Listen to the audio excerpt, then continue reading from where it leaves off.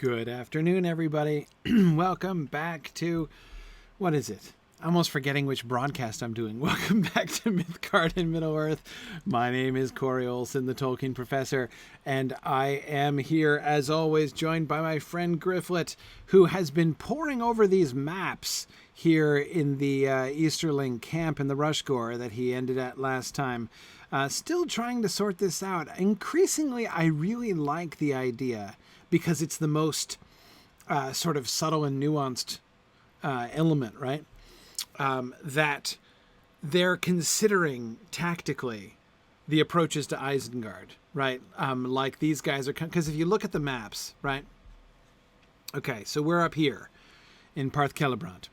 So you've got Easterlings, you know, Mordor's down there, so we go up even further, right? We've got the Easterlings that we know are coming in, right, through Rhûn and Khand. We've got folks coming up from the south, marching up through Ithilien, right up towards the Black Gate. We've got others who are coming in along the north. But we're way up here, right? Way up here by southern Mirkwood on the map. Way out of the line of the rest of the Easterlings who are coming in. So we know that there are Easterlings being brought in all along the way, right? Like we know, for instance, in the text, it mentions the army of Easterlings who are going to come in and attack up here in northern Rovanion, right, where we're going to get the Battle of Dale. So that's all good, right? So thinking of this army, which is here. So we've got this army of Easterlings that we're going to be looking at right here in this region, kind of halfway between the gathering of the armies in Mordor and that northern attack up there to kind of neutralize Dale and the Lonely Mountain, right, up in that direction, and kind of be able to sweep in and come around Lothlorien from both sides, right, and subdue all of Rovanion. So, point is, looking at the map, an offensive in this area along the Anduin, south of Mirkwood, but well north of Mordor, even north of the Emyn and this, you know, kind of geographical break or geological break, really, between this area up here along the Anduin and then down by Gondor, right? An army up here thinking about infiltrating and attacking. What's its point? What's the goal? Now, one goal, of course, as we've talked about, and one fairly obvious goal is Rohan, right? Clearly, they're sort of coming in, but you got to think he's got multiple plans, right? One goal of putting an army up here is to distract the Rohirrim, right? Let's make the Rohirrim march north to protect the Wold and their flank here, right? Their eastern flank. And then, of course, if they're up here, they can't possibly be down here in Gondor and coming to the aid of Gondor, so it will help him divide and conquer those two lands. Ethelwald, you're right. It does also cut off Lorien from Gondor as well, so that just, I mean, in case could the elves come down to try to assist in the southern battle? You know, or at least making them fight on two fronts as well, right? The Galathrim. So, but if we think about it, right, Orthanc is right here, right? This is this is Isengard up here on the northern side. So they're right here. They're on a line, right? They could sweep down into Rohan, but there are other armies down here too. So the idea that one objective or potential objective here is to make sure that Saruman doesn't get uppity, right? Saruman is supposed to be attacking Rohan. Remember, drawing the attention of the Rohirrim, dividing them, maybe optimally destroying them, at the very least keeping them distracted from Gondor. That was Saruman's job. He doesn't necessarily need an army of Easterlings to assist him with that. Right, he's rallying the Dunlendings and raising. But again, the idea, and I'm forgetting whose suggestion this was last week. One of you guys suggested it last week, and I think I didn't think of it. I think it's brilliant because I love that reading. I love that reading of these maps on this table because it's a super plausible strategy. Right, on the one hand, they're here to help Isengard. So one scenario that where this could play out is you've got the army of Isengard. I guess, sorry, I'm reversed. The armies of Isengard on this side and the armies of the Easterlings on this side, and they're going to just crush Rohan in between them, right? Definitively keeping them out of the fight down in Gondor. But there could be the secondary purpose, right, for an army of Easterlings in here, and that is just in case Saruman starts getting out of control, they can come in and at least invest Isengard, right? At least besiege it, and make things difficult for him. So I've decided that that's definitely my favorite reading. Gryfflet's been looking at these maps, and I think that that's definitely that's my favorite reading of this, and I love how that positions things and the kind of thinking that encourages. So anyway, hi, let's start. So what do you guys want me to do? You guys want me to go to the spring festival? I've heard rumors about stuff vaguely connected to Arnor that's going on at the spring festival that I should be paying attention to, and that sounds like a good. So if there's new lore being distributed in the new festival quests, I'm certainly happy to visit it. And I think it's going away soon. The spring festival is going away soon. I have to admit, so I'm not a big festival person. I have very little experience with festivals. I think you guys on this stream have watched me do about at least 75% of the total festival visiting I've ever done in my entire life. Like, I almost never go to festivals, mostly just because my Lotro time is so rare and precious that when I get time to play Lotro, I totally want to be like going through the epic plotline I haven't seen before, and I don't have time to. I'd rather not be spending that time. As much fun as it is to like throw snowballs at folks, like I would rather be like exploring the epic quest line. So anyway, I'm thinking that I'd be happy to go to the spring festival. However, and like, so confession, I don't think I've ever been to the spring festival ever. Like, I've done the winter festival, Yule festival a couple times. When I went to the autumn festival and did that quest just this past time in that new area, I think it was the first time I'd ever been to the fall festival in my life. But anyway, okay, so let's do it. I'll go. Hang on a second. Wait a second. What's my milestone situation? Stand guard? Yeah, that'll do. Okay. Great. Then I'm going to go. Welcome to the hedge maze. Still doesn't look like a hedge maze, but I think I still got the map. All right, there we go. All right. Let's go. Y'all have to help me, though. You guys will have to help me know where to go. Okay, Bree. I love this old Bree picture.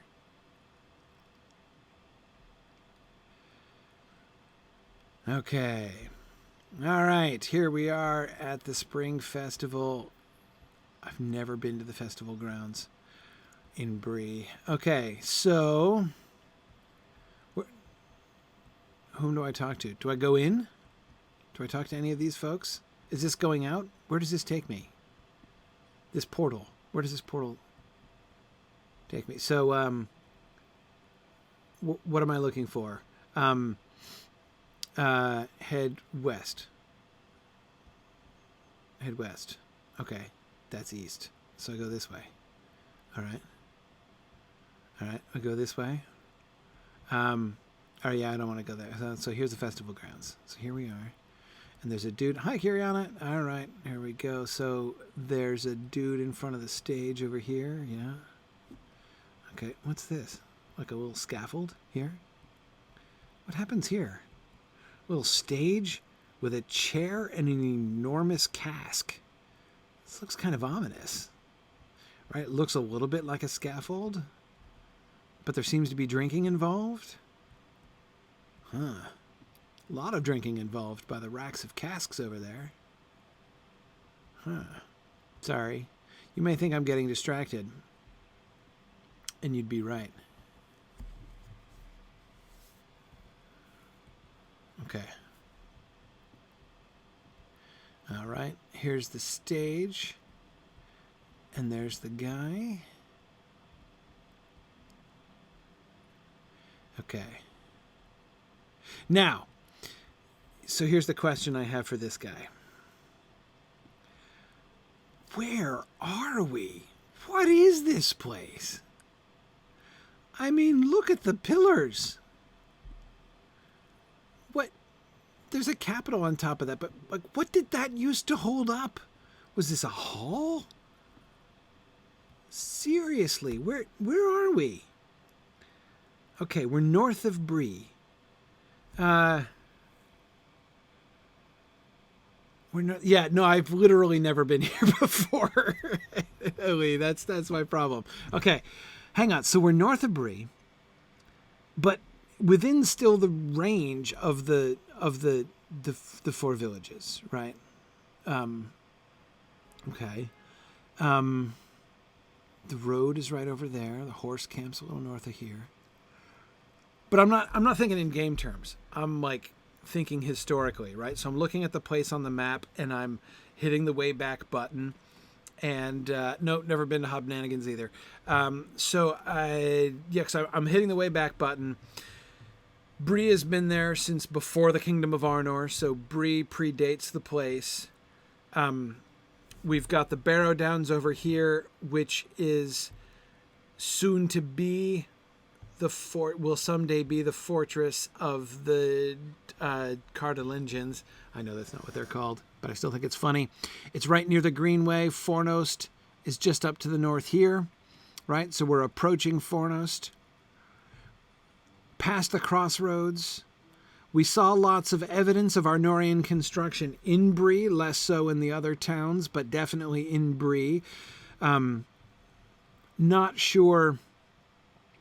So we're just north of the border of Arthedain and Cardolan. We were looking at the boundaries during some of our previous Archeo gaming sessions when we were looking at the road here and the boundaries between Cardolan and Arthedain. So it's in Arthedain, but southern Arthedain, past the crossroads, off the road.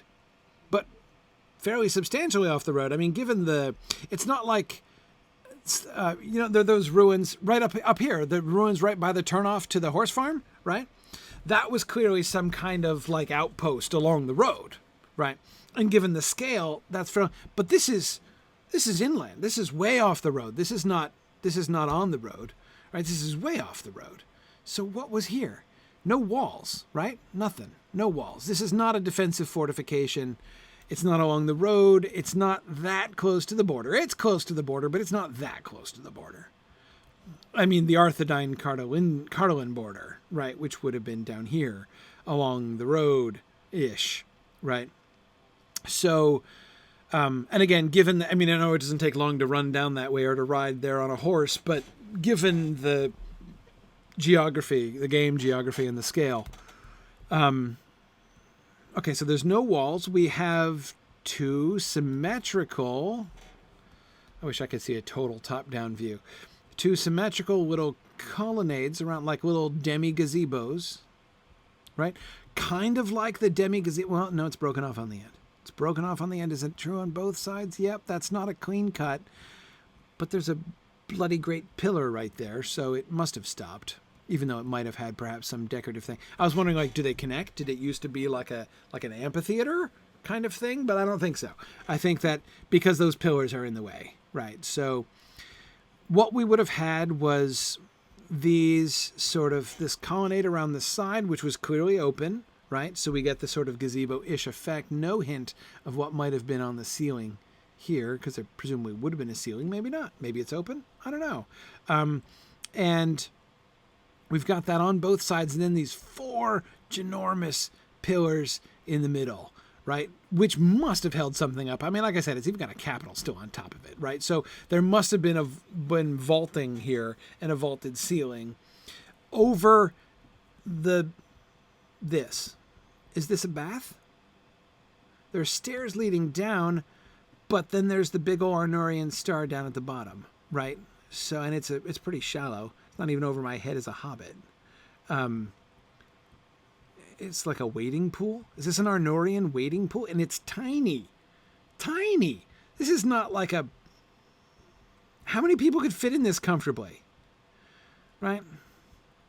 I mean, I remember when I was an undergraduate, we used to fill a wading pool with hot water and call it a hot tub, and we could fit like 15 people in there. That's what this would feel like if you had any kind of congregation of folks, right? So it's clearly not a place where people congregate. Is this a private luxury spot, right? Is this somebody's private little hot tub, right? The Villa fishing pond. Yeah, no, I don't think it's its original purpose. You don't have you don't build stairs down into your fishing pond. But it looks like, given the fact that we have these 4 huge pillars, there are more pillars over here, but look at how secondary these are, right? We've got these secondary sized pillars and these 4 enormous, much larger, much taller also pillars, right? Taller. I mean, they're broken off. Hard to prove. Not that much taller, actually. Just more impressive. Okay, not much taller, but more impressive. So we would have had a covered entryway into the small, very small pool. Now, Holograph, I was thinking that too. Is the water late, right? Has the water just built up, because it's not properly maintained anymore? Was this not a pool originally? But if it wasn't a pool, what on earth is it? I mean, why would you build 4 stairways down into this? I mean, what was the point of it? I can't imagine what the point of it would be. I can imagine the point of it if you do like this townsperson is and kind of hang out there with your feet in the water. You can sit in various places. I don't know. Yeah, so there must have been a hall here. There may or may not have been water, probably water. Those attractive colonnades around the side. Did the roof extend over there? I don't know. Hard to say for sure. What's behind the stage? What's behind the stage? We got something over here. Is it a wall? Excuse me, guys. Sorry about that. Oh, it's really thick. It is a wall? It is a wall. Yeah. Yield. Good grief, is that a wall? If that's a wall, which it seems to be, holy cow, is that thick? Where else are there even walls that thick? Whoa. My mind is blown by the thickness. That's like way thicker than the walls of Bree. And fragmentary over here. Oh, look at there. Hey, how about that off in the distance? Okay, so that's a castle. And this is something related. So this would have been part of the grounds then of this thing. Wow, how have I never been here before? Oh, because I don't do festivals. See, that'll teach me. Gotta at least explore the festival grounds. And this is all artificial. I mean, new, right? Stonewall fences built up by modern Breelanders, right? Okay, fine. Oh, wait, this isn't what you guys wanted me to do? I thought you guys wanted me to come to the... No. Oh, there's more? Okay. Oh, okay. We'll do that. Yeah, no problem. Can I just check out this castle? Because this is cute. This looks really cute. And I want to see... Ooh, we've got a double entrance. Man, this is like... Yeah, we got 2 different portcullis. We got a concentric construction here. Oh, man. Look at that. And then what is this, a random plinth? Hi. Here to play a game of tag. The tag beacon. No. They have to import a tag beacon, or is it a relic? I wonder. Is the tag beacon original? I don't think so. Look at how compartmentalized this is. This is intense. And no windows? No, they were really planning to get attacked here. They thought they were holing up here. I mean, at least they were preparing for it. Wow. Okay, so this is... Okay, so new concept. It is the castle of a reclusive Arnorian lord who's like, hey, we're not that far from the border, so you can't be too careful, right? But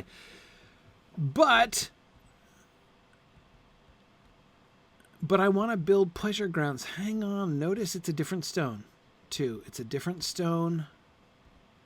Wait a second. Okay. Oh, hang on. Someone's groaning in the grass there. Oh, no, he's sleeping. Okay. Next to a whole large number of empty tankards. Okay, hang on. Right, you just noticed something. Exactly, Gnagrawina. I almost totally overlooked that, right? This is a later construction, clearly, right? Very different from... This is the original Arnorian construction over here, right? And this is a totally different construction from a completely different period, obviously, right? Different stone, different... Look at the thickness of the walls, right? This little thing is almost as thick as a whole room in here, right? We get the stars and vines, right? Classic Arnorian stuff over here. Does this even have a star in the arch, right? Did they even bother? I don't see anything. You know, wholly undecorated keystone of that arch. Do we have some runes? Or are they just cracks? Hard to say. Anyway, here we get nothing. Nothing at all. Okay, new theory then. Back in the days of Arnor, this was... I can't explain the big fat walls. No clue what that is. Maybe that's Arthedanian construction afterwards. Okay, theory. The pleasure grounds are the original thing, right? So we have this open, vaulted, beautiful pleasure spot with a surprisingly small pool in the middle of it, right? Here in the middle of these beautiful fields set in this bucolic spot, not too far from the road, so it's an easy commute, but still, it's kind of still a retreat from, you know, it's way away from Fornost, right? Nowhere near Annuminas, right? You can come here for the, you know, for a retreat. It's great. And, this was, and then later in the time of Arthedain, they must have started to build these big old walls. There's another one. Are these towers? Actually, I think that looks like a tower here. Maybe the other one is a tower too. Maybe they decided they needed some watchtowers in this area, and we're like, we're going to keep an eye on the pool. Okay, but the pool begins to fall into neglect, right? The pleasure area begins to be neglected because this is now closer to the frontier than it was before, because with the whole now, or at least to the center of the conflict among all the different, severed tribes of the Dunedain. Then later on, I'm thinking after the fall of Arthedain, after Fornost is fallen, then somebody builds this honkin' thing. Right? Somebody comes along who has no interest in putting Numenorian stars on their architecture anywhere at all, and someone is like, hey, so there's this old neglected thing over here, right? There's this old neglected Arnorian thing. I think that's kind of cool, right? I want that in my backyard, so I'm going to build, but I'm like a paranoid, probably like eccentric, maybe slightly mad and megalomaniacal rich dude from the Bree land area who is going to move in here, and I'm going to set up my little fiefdom, and who knows how that worked out long term. I mean, presumably not long term. But he was like, and I will be like near the ruins of old Arnor, right? And we can, like an English marcher lord, sure, Ethelred, yeah, why not? That would work, right? And then, but then of course, you know, as turns the wheel of fortune, so like the decline of this like crackpot, whoever lived up here decided it was a great idea to build a castle here in the middle of nowhere. And he's like, I'm the king of all I survey, and it's not very far, but that's okay. And then he died and it fell into ruin. And then later on, they're like, hey, there's a pool. Let's make a festival ground here and plant hedges. Okay. Yeah. Right? I think that works. You think I got too gothic there? Well, you know, the dwarves. Okay, never mind. I don't even want to know. Okay, yeah, that's my theory. That's my theory. Yeah. No,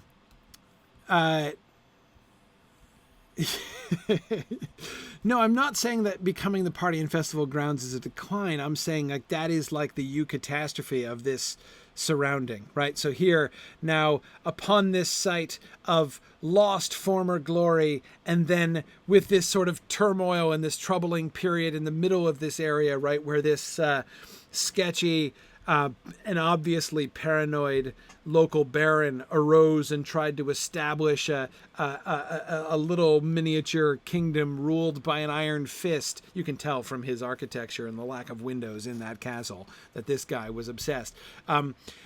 then of course it falls and then like doesn't fully revert to the landscape again, but instead we have now the new revival, which goes back to the beginning, and it comes full circle and is now once again a retreat for pleasure and joy and delight once a year, right? Okay, so that was good. Thanks for bringing me here, guys. That was super. Oh wait, there's a thing. I'm supposed to talk to this guy. Okay, let's do this. Where am I? What am I doing? Born aloft in springtime? That's it? Okay. All right, thank you. Says Druid's Fire, the optimistic hope that I'm actually going to click on this guy before too long. Okay. Welcome. There. Oh, you want me to do my font again? Okay, I'll do my font again. Okay, there are many enjoyable activities with which to celebrate the arrival of the springtime. Drinking apparently figures in many of them based upon what I'm seeing. And many of them can be found right here at the festival grounds. Great. Okay, if I might steal my ear for a moment, that sounds ominous. Could I ask you to help me with something? Sure. You're concerned about a number of recent arrivals here at the grounds. Yeah, I bet you're even more concerned now. There are 3 of them, and they have been on the road for a long time. Okay, well, I am to understand that they have made the journey all the way from Gondor. Really? They call themselves herbalists. Fantastic. And while I would not turn anyone away, they have made themselves something of a nuisance. I know, herbalists, right? Could you make sure they are happy and, most importantly, that they don't bother the patrons? Okay. Sure. That sounds great. That sounds great. Okay, so now what do I do? Talk to Milgamel. There you are, over there. Okay. Oh, so these were the herbalists that I was excusing myself to before. And oh, well, he's having a good time. This guy is, right? In his natty purple tunic. Oh, he's having fun. And he over here. Oops, sorry. Didn't mean to jump in your lap. Little awkward. We don't know each other that well. Bruithier, right? Okay, he's pontificating. Right? That's fine. And then Milgamel. Nice hat. I really like that hat. And the poofy sleeves. Anne Shirley would be pleased. Okay. What do you have for me here? Let's see. Have I come here to assist the herbalists? In a manner of speaking. We are always in need of such assistance. Okay. I was the apprentice of Galathyr, the herb master of Minas Tirith, and he sent me forth to research the plants and mosses of Ithilien and the wastes before Mordor. Okay. He did not agree with some of the conclusions I made upon my return and sought to dismiss me. Oh dear. Not only that, but he has taken a new apprentice, actually has taken 2, and sent them north to the Bree land to confirm some of his botanical theories. My sojourn in the wilds. So this is the man of less lore and whom Aragorn wishes had less lore and more wisdom. Okay. Your sojourn in the wilds, as well as your perusal of that fine tome, Warts and Weeds, does sound like a good book, has taught me that I do not need to be Galathyr's apprentice to study the natural world. So you followed his new apprentices here, and you've been trying to help them with their studies, but they might be cut from the same cloth as your old master. They've been bothering the people here with Galathyr's questions, when they should be out in the field studying the plants and grasses with their own eyes. Okay. All right. Oh, this is excellent. Wait,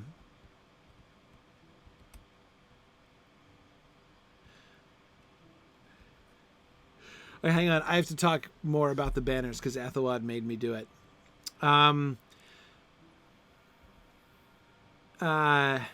the fall of Arthedain, the Breelanders might have built it. What, the castle? To protect against Angmar? But with the Battle of Fornost, it fell out of use. I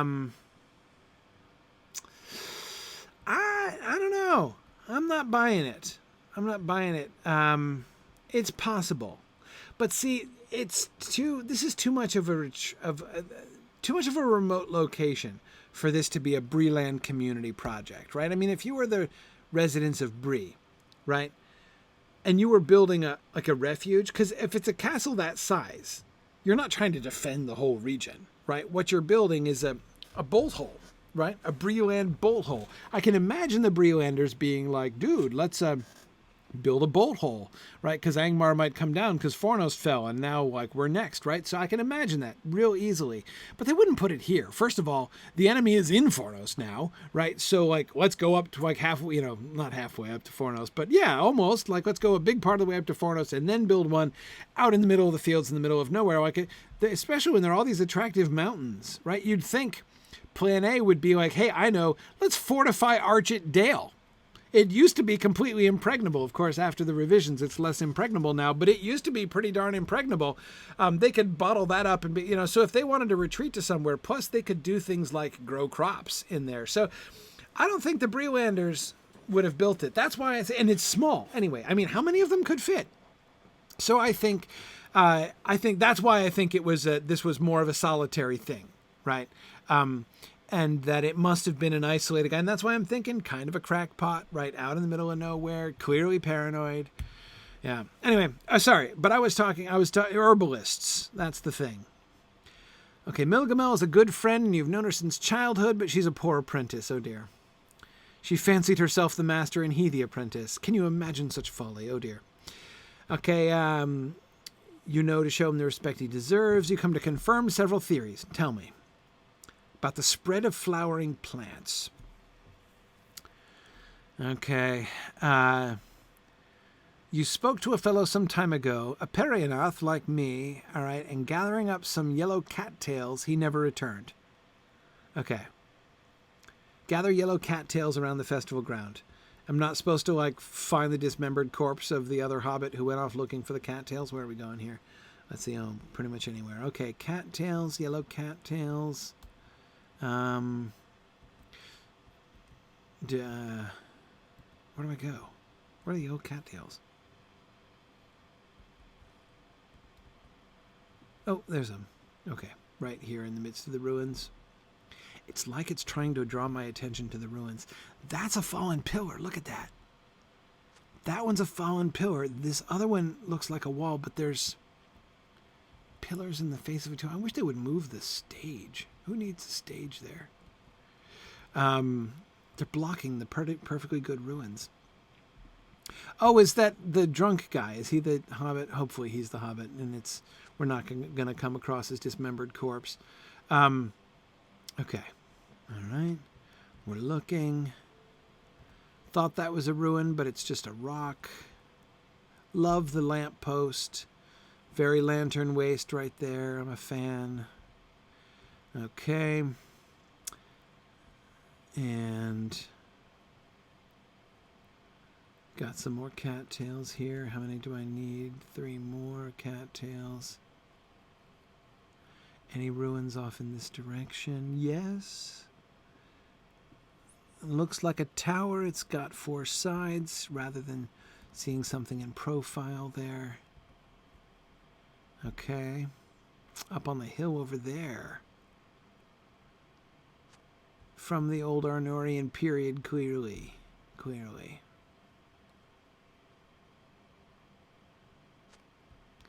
So, did the Arthedanians kind of ring this valley round with watchtowers? Maybe they're like, we don't want to enclose it in a wall because, you know, defeating the point, but let's at least keep a look at. We're far enough away that we're not expecting imminent attack, but we're close enough that we want to keep an eye out, right? Okay.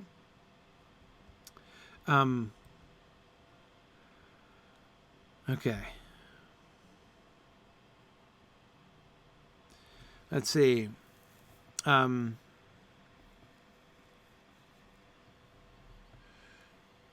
proven your worth to be greater than the fellow you first asked. Okay, fine.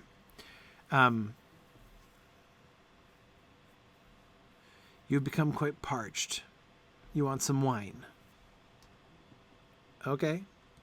I can do that. I'm not doing anything else. And anyway, it'll give me a chance to think about the borders that are being used here, which are not artichoke borders, but they're like it. Where am I going? Where do I get wine? Oh, there I do. Okay, great. The banners, those are Bree banners, right? We saw those in Bree. It's like Bree Hill with the trees. We're looking at the 3 trees. Yeah, yeah. Okay, spring. Oh my, yes. Absolutely, yeah.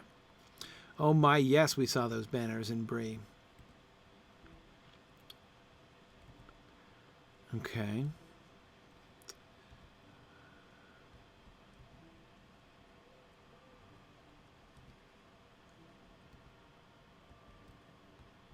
Oh. An acknowledgement, but not thanks. Okay.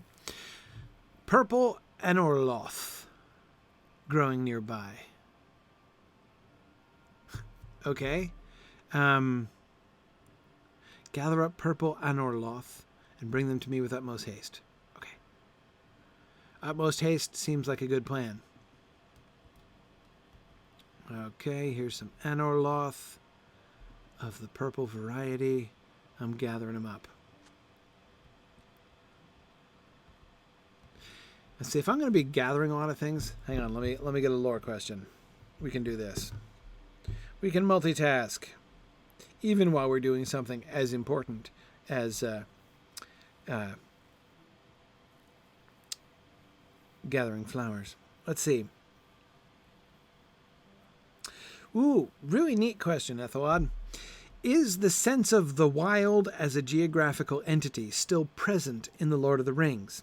Frodo never really makes the ceremonious crossing of the border, or should we see the wild as an entity out of world, written entirely artificially to appeal to the tradition of the children's traveling novel? Okay, great question. So there is no question, at the very least, right? At the very least, we have to understand that the concept of the wild, as it's introduced in The Hobbit, is expanded, right? Remember what the Hobbit map looks like, right? The Hobbit map runs from east to west, right? You know, you have the, think about the there and back again trajectory, right? And it seems relatively clear that Tolkien did not flesh out the map. Like, he didn't continue the map down below the Hobbit map that we get. You know, the Shires over here, mountains, forest, river, lake, mountain, right? I mean, that sort of northern swath, right, was all he had in mind.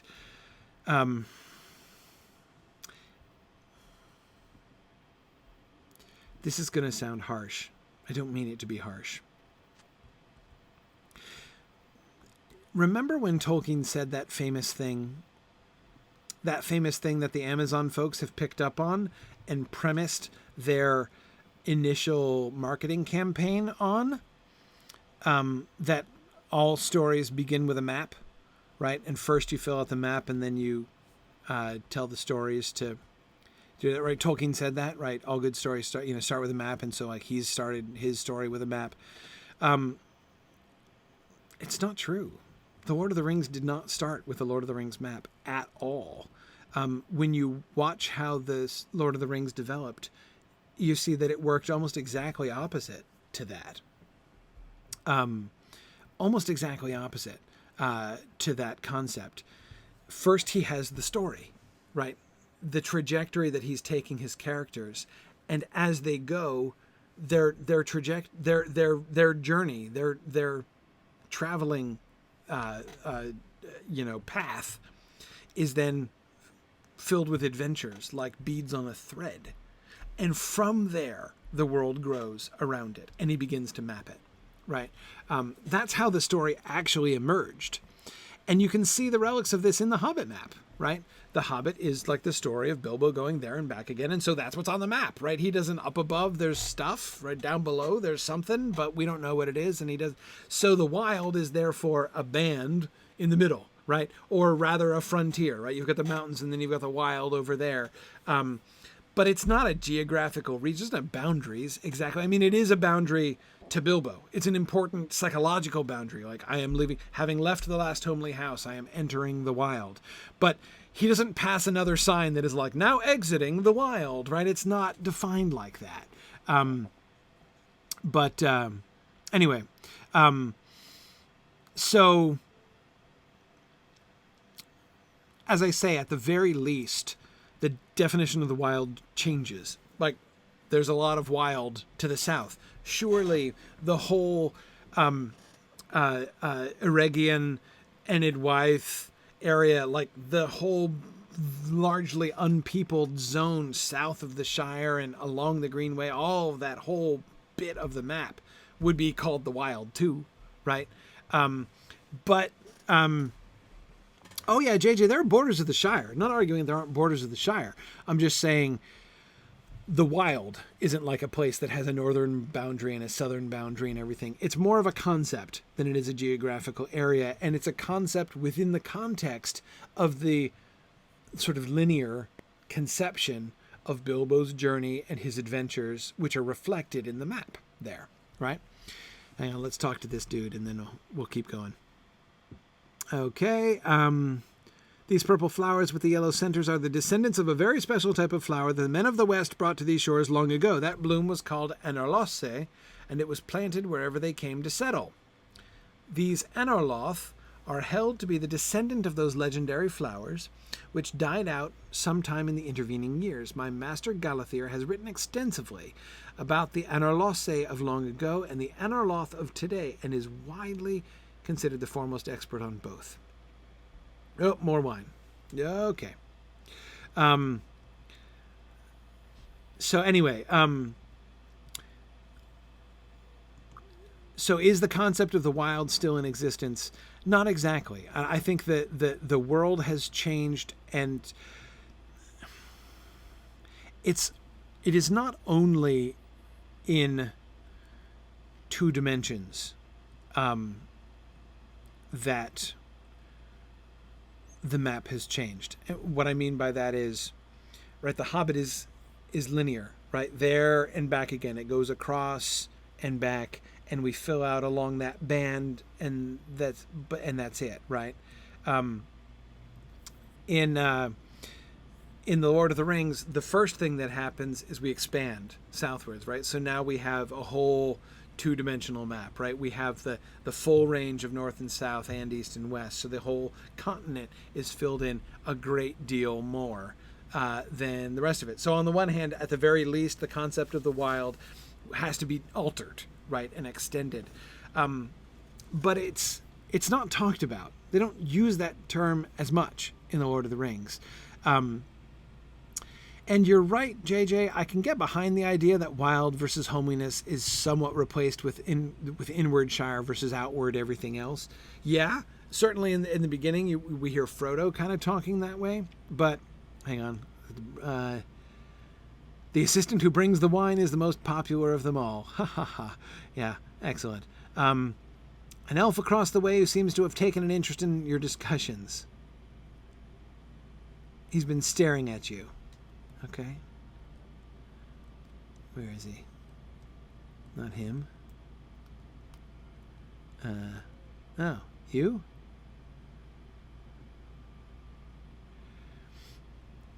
I must confess it was not entirely without reason. I find their demeanor unpleasant and their behavior discourteous, but I am most offended by this single point. The herb master they serve knows nothing about the Anorlosse bloom and has spread much about it that is simply untrue. They're being rude to people, but more importantly, their botany is rubbish. Okay. Let's stand up for the truth about Anorlosse. I would not normally involve myself in such matters, but my brother Edlathon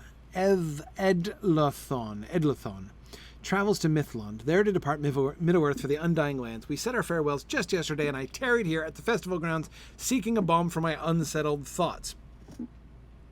By the way, I want one of those big casks now to have branded on the side, balm for unsettled thoughts. Anyway, I could not make the decision for him, but neither am I ready to sail into the west. Right. Edlathon and I were given to traveling throughout Middle-earth, and together we found great joy in the beauty of far-off places. Absolutely, I do too.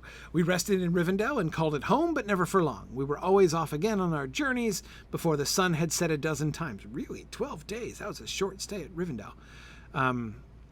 And we wandered the wilds and came to villages unfamiliar and strange. This was our practice for almost an age of the world, but Edlathon grew sorrowful at the changes he saw. Understand, yeah, ravages of war. I get it. It's happened before. Anyway, the memory of your wanderings with him will remain. That is how I know your herbalist friends are mistaken. The purple Anorloth of today bear little resemblance to the Anorlosse of legend. Morons. If you tell them this, I will describe what I know of the Anorlosse to them and to you if you wish. Yeah, let's do this. Let's have a botany smackdown. We got a regular academic rumble going. I do not know what this elf thinks he knows, but I have never heard his name before. How many tomes of herb lore has he studied? Oh, great. How many has he written? Oh, dear. Okay. All Annuminas teareth know of his expansive knowledge. Okay. You're going to hear the elf out. Great. This is great. I'm loving this. Okay. Let's do it. And in this corner, in our botany showdown. I knew Anorlosse, and this, sir, is no Anorlosse, says Boomful. Awesome. Awesome. Okay. Ooh. Seriously? We're retiring to Annuminas for this discussion? No way. No way, how did we get here?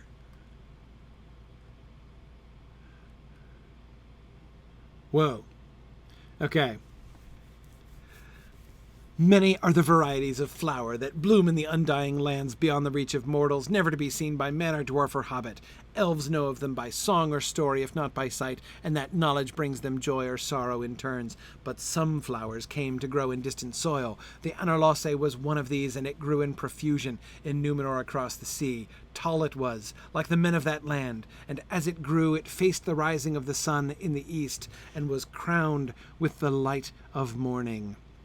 I was thinking Anar must be involved. The Anorlosse were held to be an emblem of the House of Elros. Okay. Oh, off we go. Oh, here we are. Seeds of the Anorlosse were brought to Middle-earth by Elendil. Naturally. He sent them to be planted wherever the men of the West came to settle.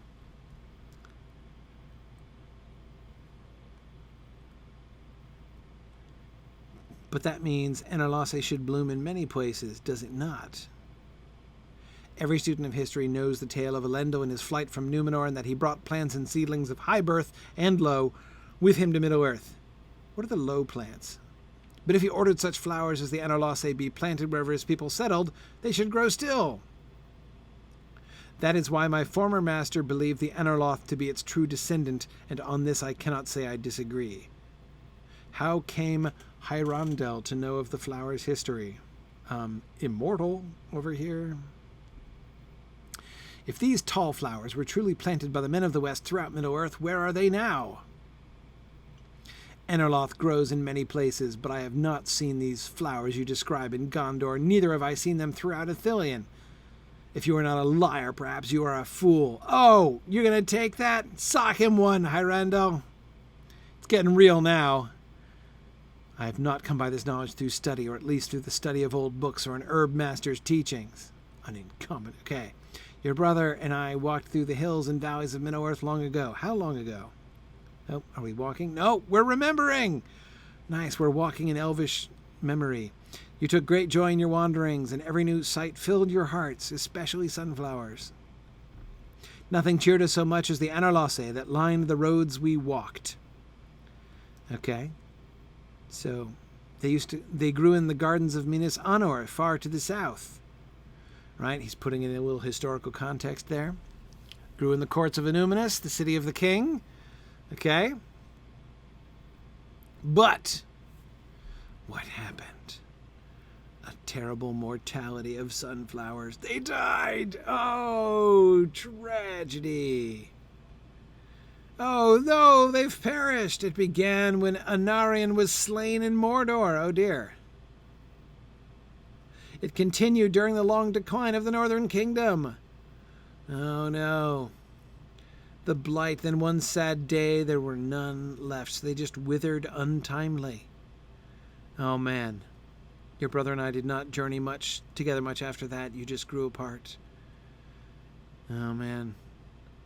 The sunflowers are gone. The glory is over. Oh, man.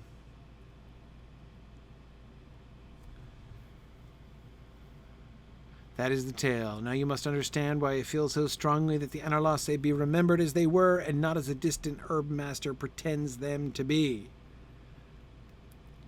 Snap, take that.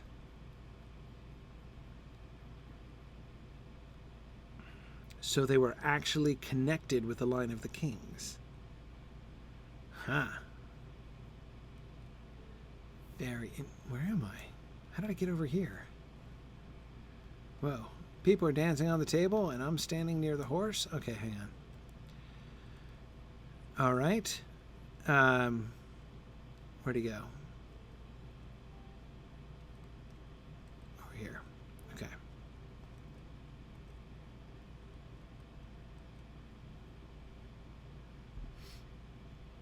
Edlathon and I did not travel as often. Once the Anarlasse died out, it was only one sign of the wounds Sauron inflicted upon Middle-earth, but it affected we too more personally than many others. I wonder if the Anarlasse grow still in the Undying Lands. Perhaps when I come there at last, I will find my brother smiling among them, eager to chastise me for delaying so long to see them. Maybe. Happy thought. Nearby hobbit coughs. Is that the Puttyfoot over there? Yes, it is. Fair Guild Puttyfoot.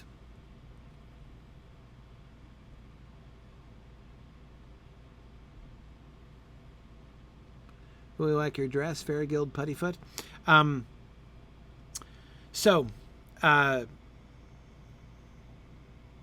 the way, the sunflower is a brilliant choice for this. Brilliant choice for this. Because not only, of course, do you get sort of the name, the association with the sun, and then you get, Minas Anor and all this other kind of stuff, so it's all cool, but it's better than that. In medieval tradition, the sunflower was considered like the king of all of the flowers, right? The lion is the king of the beasts, everybody knows that. The oak is the king of the trees. The sunflower is the king of the flowers. It's the top of the flower, not food chain, because it's not like they eat each other, but the top of the flower hierarchy, because of the way it follows the sun, right? It is, they liked it as an allegorical symbol, right? The heliotrope.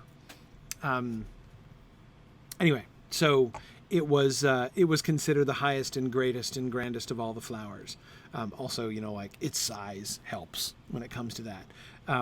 But I know that the sunflower is much sort of homier, right? Because of course it's primarily thought of as like a food plant, right? And sunflower seeds and, baseball spring training, but it's, so, the associations are somewhat more modest nowadays than before. And certainly it is not one of the most beautiful, right, of the flowers, right? There are many flowers, I think, more lovely than the sunflower. But it was considered the greatest of all the flowers, and certainly it's one of the biggest, absolutely. Yeah. Anyway, okay, I'll excuse you, but I could not help but overhear the telling of your friend's story. It seems to me that it bears some resemblance to the humble sunflower. They grow in the Shire, Nice. Harango. Yeah, hey, the Hobbit believes that some strain of Anarlasse still grows within the bounds of her land. Let's track it down. Can it be true that the blooms of the Anarlasse have come to be preserved within the bounds of the Shire? I do not want my brother Edlathon to depart from Middle-earth without knowing if this be so. The thought that he could leave without knowing fills me with regret, and my remaining years will be a sorrow. Oh, yeah. Hurry after your brothers. We have to catch your brother before he gets to the Havens?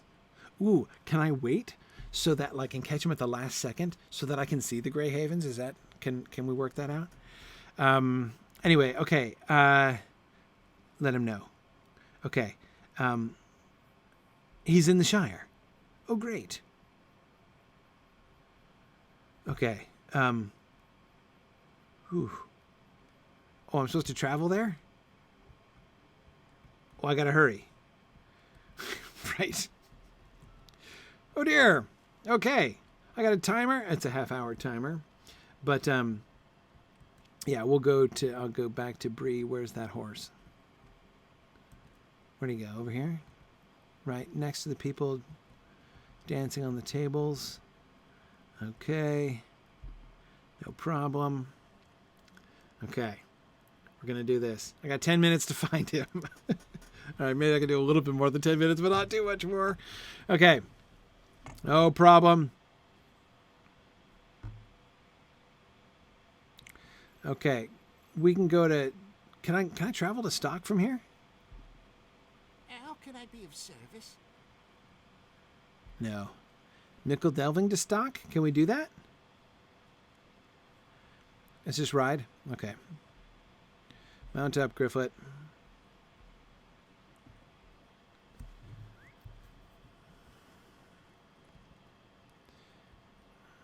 Okay. Off we go to the Green Hill Country.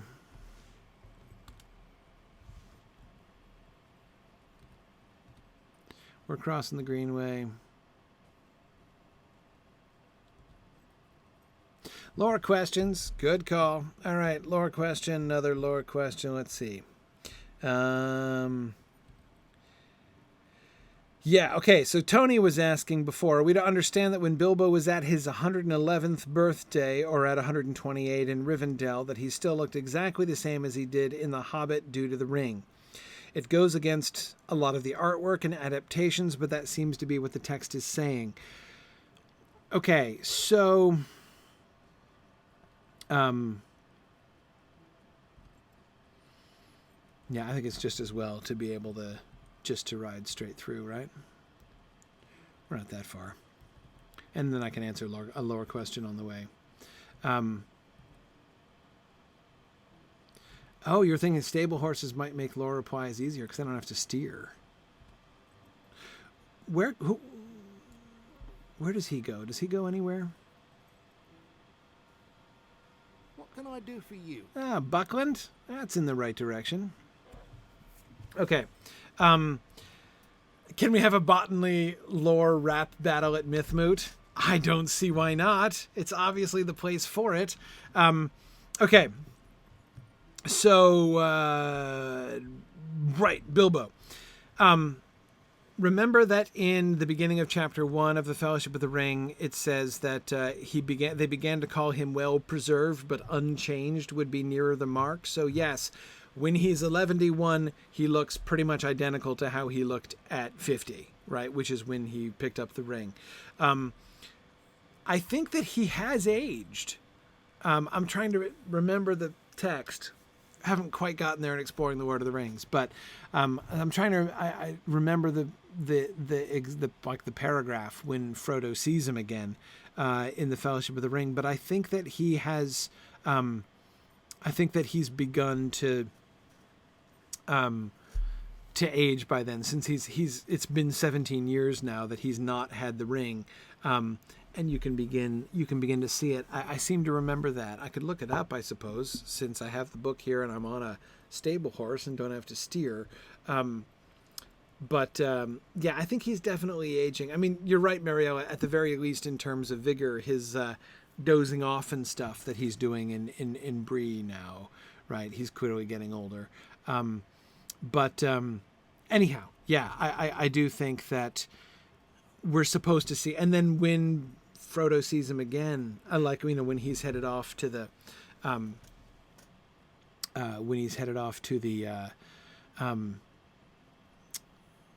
havens at the end, you know, he's older. You know, it's by that time, it's been, I mean, not that much longer, right? But several more years. Yeah. Yeah, Sam says that Gollum took the loss of the ring better than Bilbo when it comes to aging. Yes. But the interesting thing there, right, is that Gollum had been more affected by it, right?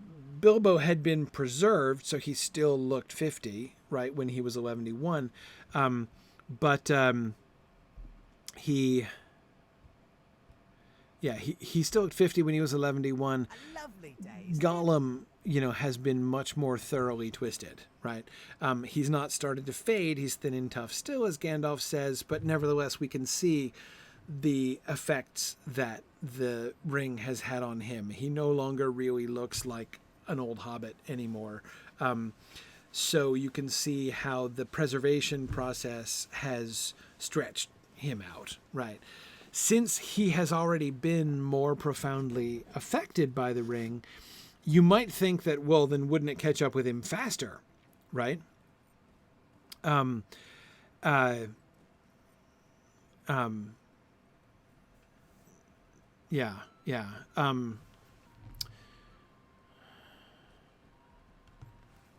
Anyway, yeah. So,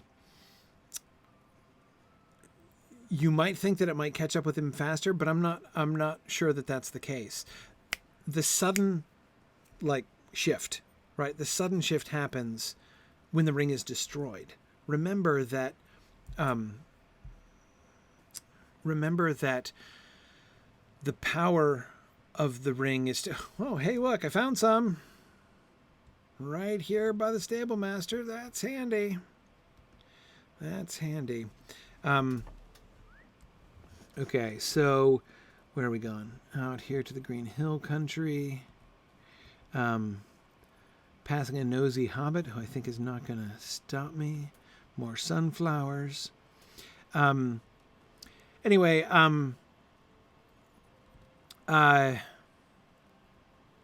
yeah, so, okay, what am I thinking? Sorry. Losing my train of thought here. Finding sunflowers. Landing in stock.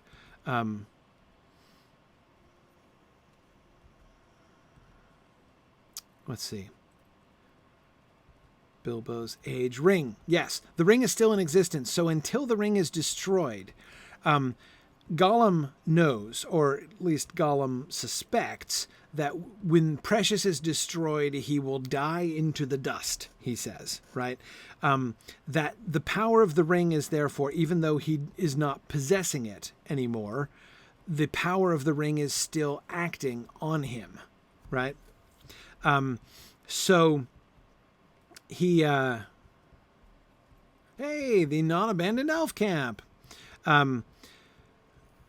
The power of the ring is still working on him, but he can sense that should the ring be destroyed, he would die, right? Because his life is still being sustained by the ring, although he's not holding it anymore, although he's not possessing it.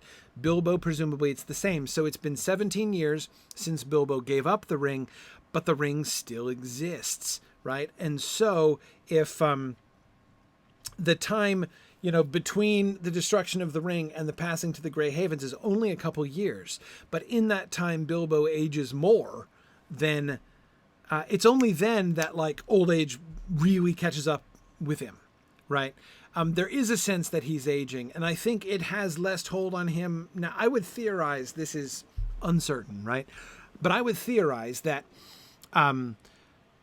the extent to which the ring is still acting on Bilbo as far as his age and preservation is concerned, in the time after Bilbo no longer has the ring, but while it's still around, its impact on him is less than the ring's impact on Gollum.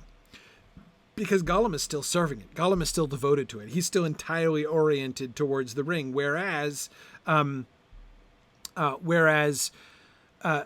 has given it up, right? Bilbo has cut ties with the ring.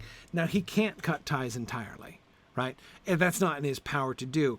But he has divorced himself from the ring more thoroughly, certainly, than Gollum ever did. Gollum never has, right? He just lost it. So exactly, JJ, just in the same way that Sauron still has power as long as the ring endures. Sauron lost the ring a heck of a long time ago, right? But he isn't, Barad-dûr doesn't collapse until the ring is destroyed. Right, and then Sauron's power is broken. So just as we see Sauron still being sustained by the power of the ring just because it exists in the world, right? So too, Gollum is still being sustained by the ring existing in the world, and Bilbo is still presumably to some extent being supplied by the his preservation still being fueled by the ring. So when it goes away, right, then we've got Bilbo will very quickly age and begin to look like a 130-year-old hobbit, right? And Gollum will die because he should have died centuries ago, and Sauron will collapse, right? So I think we can see all of those things happening. Hey, Edluthon. What brings me with such haste? Okay, so yeah, didn't you notice? Did you walk through town? Did you see them? They began to die at the end of the Second Age. Your hobbit friend is mistaken. Okay. No? Yes, I'm certain I understand what this hobbit had to say. And besides, I'm from here anyway. Okay. There's a hobbit village just beneath us. Woodhall. Go to the village and speak to the hobbits. Okay. All right. You'll pause. Great. Let's pause. Let's go down to Woodhall and see what we can do. Find a sunflower. Bring to the skeptical elf. Whoops. Missing the road. Running around. Falling off of cliffs. Okay.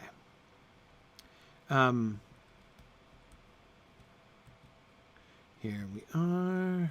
Going into help. Running into lanterns. Can't make the town. Okay. All right. Hey, townspeople. You always love seeing elves near here? You do that a lot? No. You don't know anything about Enarlase. You don't want anything to do with it. Okay. How about you, leaning townsperson? You don't know anything about sunflowers? I just passed a bunch of them in stock.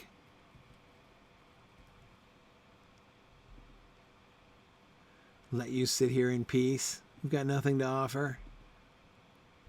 Oh dear.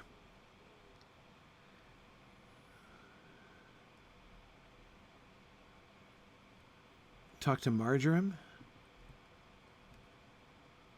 Okay. Where's Marjoram?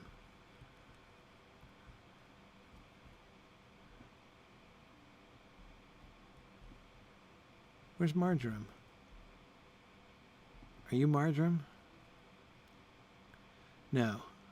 She lives here in Woodhall. Where is she? Did I miss her? Oh, sorry. See, her name was in the wall. Gotcha. Hey there. Oh, and a painting. Let's see the painting.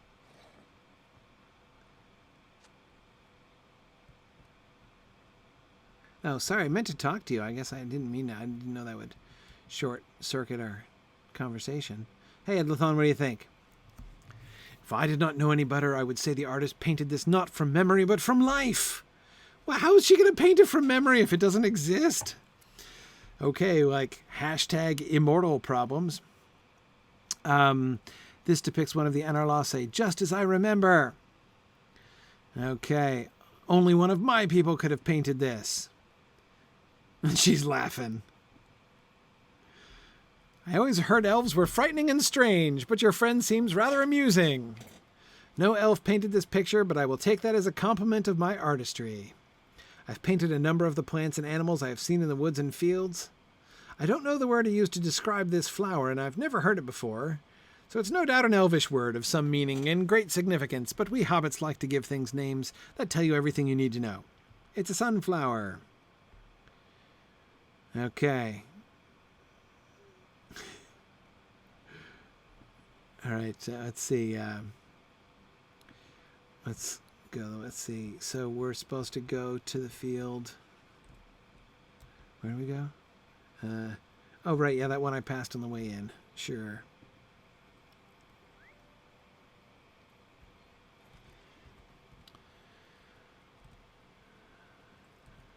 Whoa. Oh, sorry. Hitting the hedge. This is what I do for multitasking. Okay. Yeah.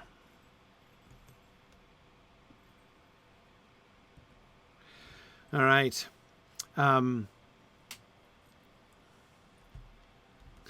Someone rolled a 1 on their Detect Hobbit check. Hey, Edlathon, what do you say? Sunflowers, right? Look at that. And Edlathon, if you turn around and look behind you, right, you will see a lovely view. Right? Budgeford, right? Yeah, look at Budgeford spreading out below you. What an inspiring sight. Your heart leaps at the sight. I feel as if I have stepped back in time, back to a day, not when the Anorlace struggled and failed, but to a day when they flourished. Hyrondo and I walked together among these flowers in kingdoms north and south, and our eyes lighted on the horizon and our minds danced upon the future it promised. How lovely. The promise of sunflowers was still bright as their petals, and so many journeys lay still ahead. The death of Anarion, decline of Arnor, they died out in the wider world. But a seedling came to this land. I love it. Love it. You can see it on my mind's eye, Gryfflet, born aloft in springtime, carried on the breeze. Oh no, I think it could be even better. You are prepared to depart. The sight of these flowers has restored a sensation you have not felt since your travels together. Okay. You're going to find your brother and travel more?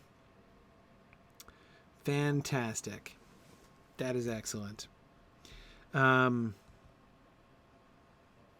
I guess I'm going to go back then.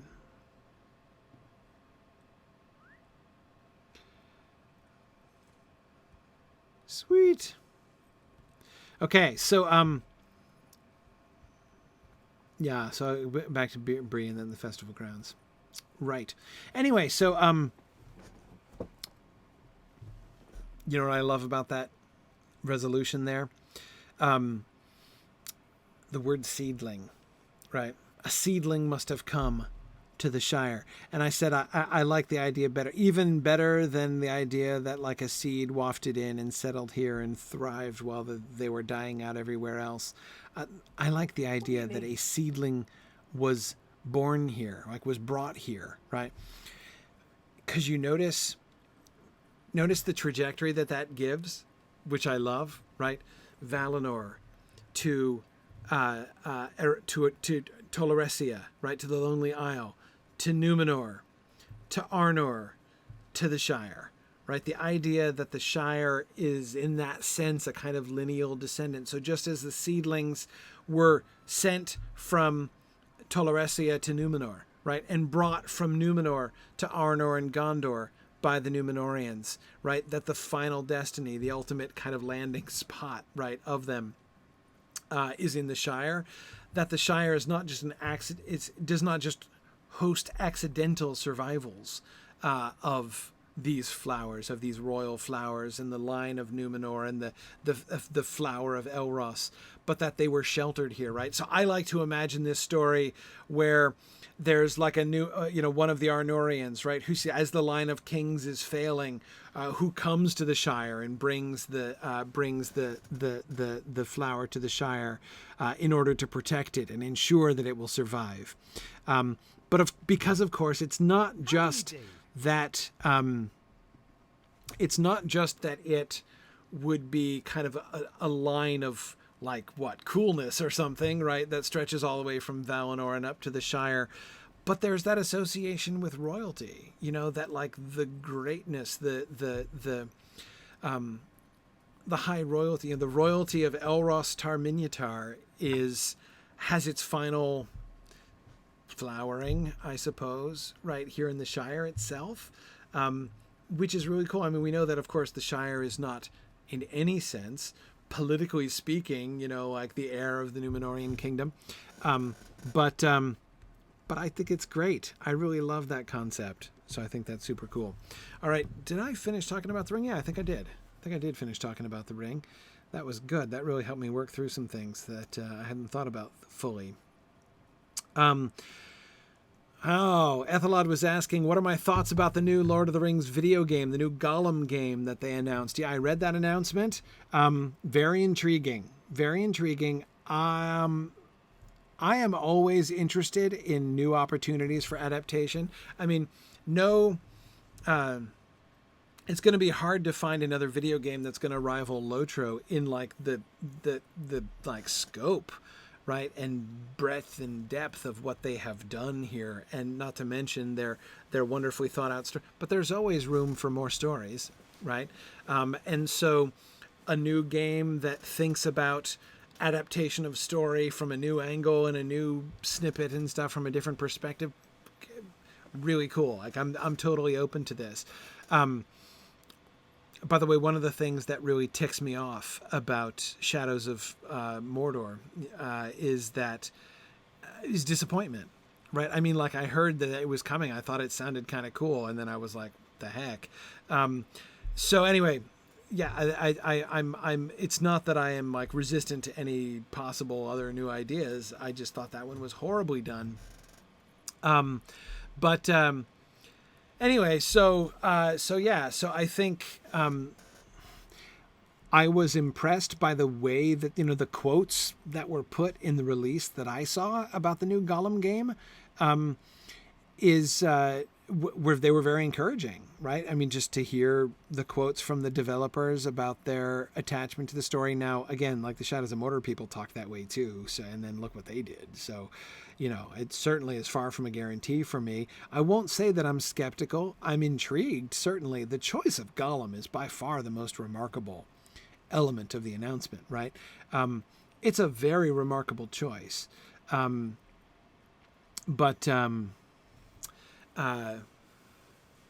Yeah. Oh, Ethelod, there's no way I could. One of my problems with doing a stream of gameplay of Shadows of Mordor is that I'd have to buy it. And I don't want to spend money on it, to be perfectly honest with you. Anyway. Yeah, so I know you want to see me do that. And I can't say I'm like not in any way tempted, but yeah, I certainly, and Druid's Fire exactly. I'm not going to stream something just to say how much I hate it. Like I can't do that. I'm not. Life is too short for me to just complain about stuff. I try not to even talk about it. Anyway, so I'm done talking about it now. But anyway, no, the Gollum choice. Gollum is a fascinating option. I would never have thought of a gameplay opportunity that really just sort of focused on Gollum and followed Gollum. I don't know exactly how they see that working. That choice alone intrigues me quite a bit, so that like for that reason alone, I'll be interested to see what they do. I don't think I'm going to have time to play it, but I'll, do what we can here. Hey there. Okay. Found your brother. Yep. Found the sunflowers. You're conflicted. I did not mean to gainsay my brother's choice. When it seemed the Enarlase might be in bloom, I confess I did wonder if he would choose to stay. Could our journeying days come again? Where might we go? You'll suggest to your brother that we let our wandering feet bring us to the Southlands. There is a so-called master of herbs in Minas Tirith I would propose we visit. Oh no! the botany smackdown round 2, right? It's like the boss fight in the botany smackdown. Oh yeah. He's possessed of a number of misconceptions that Edlathon and I are well prepared to correct. Awesome. Woohoo!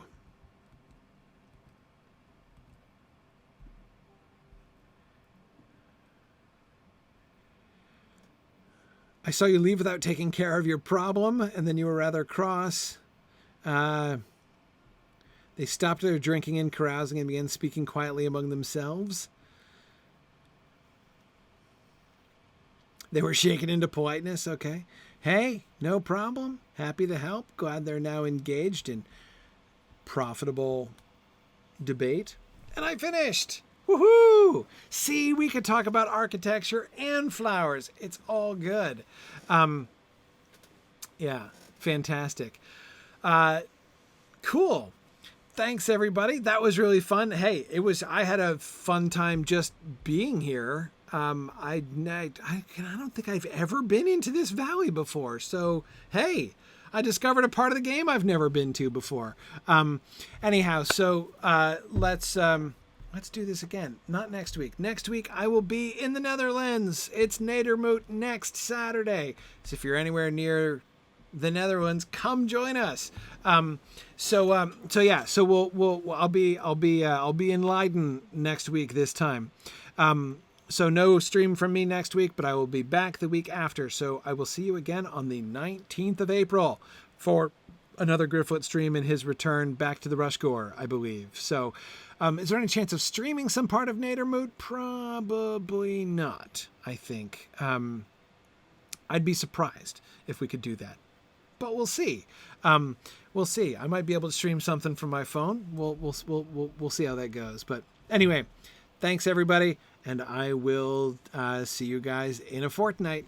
Bye now.